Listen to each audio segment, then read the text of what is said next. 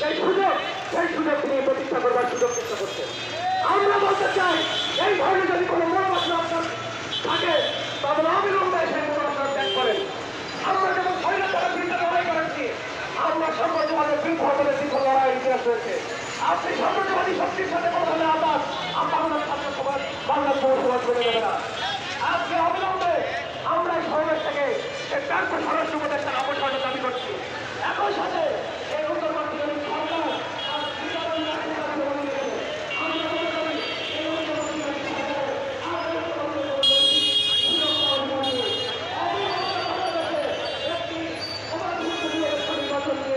জননির্বাচিত যে সরকার, সেই সরকারের হাতে দায়িত্ব হস্তান্তর করতে হবে।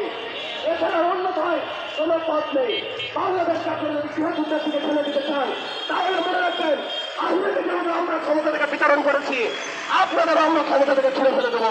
সংগ্রামী বন্ধুগণ, আগামী দিনে যে লড়াই, সেই লড়াই সবাইকে আমরা পাশে হবো এই আশাবাদ ব্যক্ত করে আমার কথা এখানে শেষ করছি। সবাইকে ধন্যবাদ।